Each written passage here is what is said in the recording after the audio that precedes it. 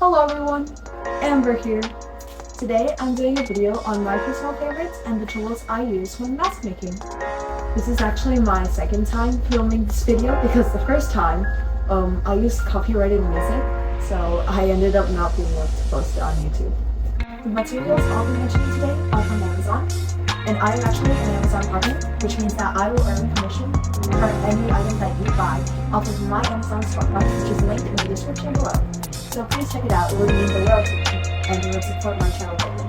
Thank you! This video is all about my opinions and my personal favorites, so don't feel limited and take everything I say with a grain of salt. Of course, these materials aren't just bought on Amazon, you can buy them in any other store, such as nearby craft stores, Michael's, Hobby Lobby, etc. I'll be splitting this video off into 3 parts. First part will include the basic materials and the tools to make your mask.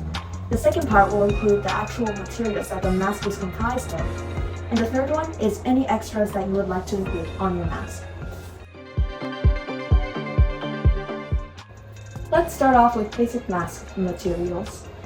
First up, you'll need a hot glue gun. I highly recommend you invest in a hot glue gun if you don't already have one. This one's just a very basic one. You can get literally any hot glue gun and it will do wonders when you make masks. Also be sure to get some extra glue sticks because you'll run out of them very fast, especially when you're felting. Secondly, I think most people already have these, but get a box of acrylics and paintbrushes to go with them because you'll need something to paint your mask or add color to your mask. I also suggest watercolors. I use Crayola watercolors and I'll mainly be using these in my soon-to-come mask tutorial.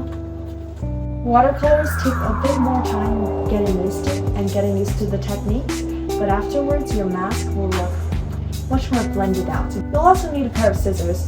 Really, any scissors will do, just make sure that it has a nice blade that you can cut felt and fur very cleanly with. If you're feeling a bit extra, be sure to get some fur cutting scissors too if you want them professional. I have a pair of scissors where the hinge is very loose and that helps me snip the fur very quickly. Last, but definitely not least, you'll need a fur brush. Fur brush is super essential in making your mask look much smoother and silky, especially on camera. Yeah. Okay, now let's talk about cap mask bases, felt, and fur. In regards to felt, Barceloneta is literally my favorite brand for felt and fur. This is a swatch of the felt I got from them.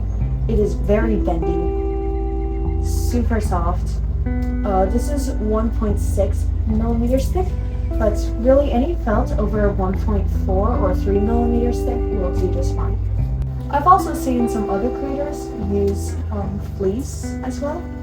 Fleece is super bendy. It's a material that's commonly used in clothing. It's definitely more stretchy than felt. However, I think this would cause acrylic paint to clump more because it's much softer and fuzzier. Therefore, I prefer felt, but it's really your preference.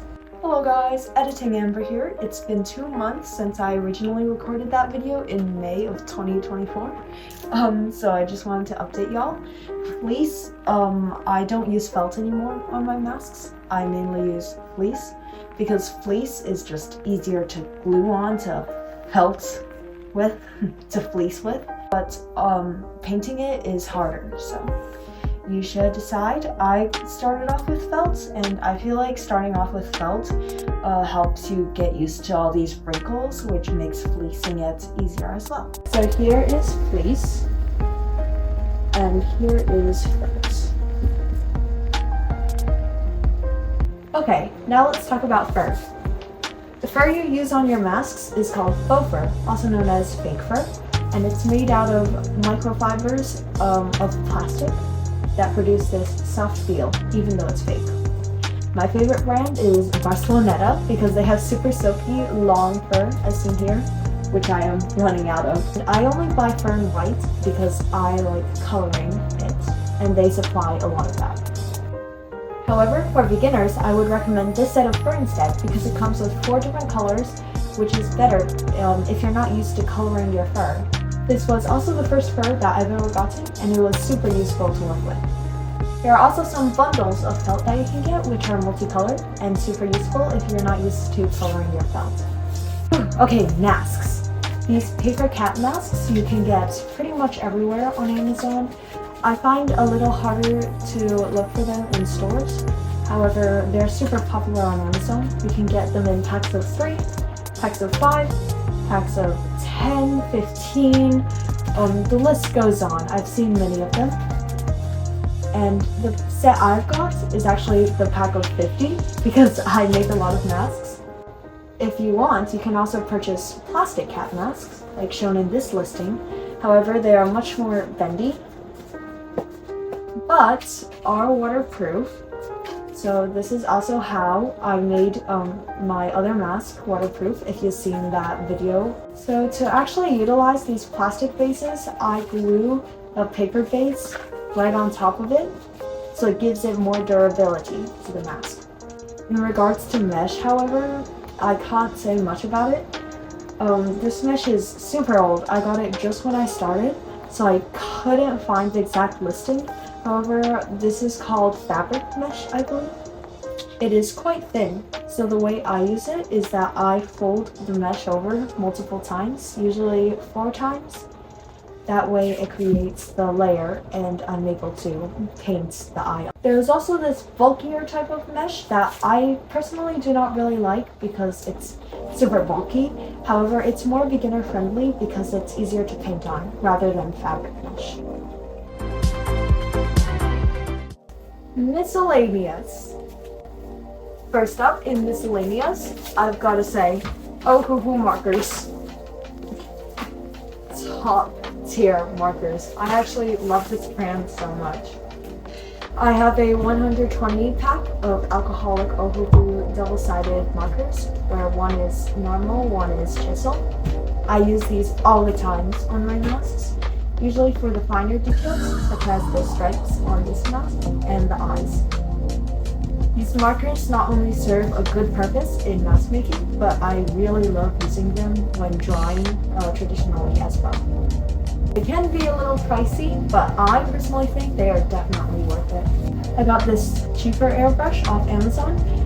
I use it occasionally for striping my masks to blend out the colors a bit more when markers don't do the work. Overall, I think they're pretty solid, but if you really want to use an airbrush, I would suggest getting a more expensive one. I strongly believe that elastic is very essential in mask making, especially thicker elastic. I got this black one because it blends in with my hair more. The elastic they supply with the paper cat masks are super loose and they are definitely not good quality. So getting better, thicker elastic is a very good idea. This is 1 inch thick, I believe. For the muzzle of my masks, I use air dry clay, as seen here. And any air dry clay will really work for the muzzles. Just don't get normal clay because it makes the mask super heavy. I've also heard that EVA foam and moldable plastic are 2 solid options to consider for the teeth, the snouts, like wolf snouts, canine snouts, and also the ears of your mask. I'm currently using cardboard, but I'll be definitely getting my hands on some of that EVA foam soon. Hi everyone, Editing Amber again. I got myself some EVA foam. And I can say I really like this foam. I use it on all of my ears now, including my commissions. I now use EVA foam ears, and this is probably pinky. This is also what I made Scrubfly out of, so yeah. This is 2-inch EVA foam. Either way, everything you buy is purely up to you, so be sure to use your own judgments on what you think you'll need, what you think you'll like to use, and what will work best for your budget.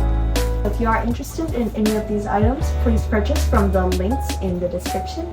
And have a wonderful day, everyone. I'll see you guys in the next one. Bye!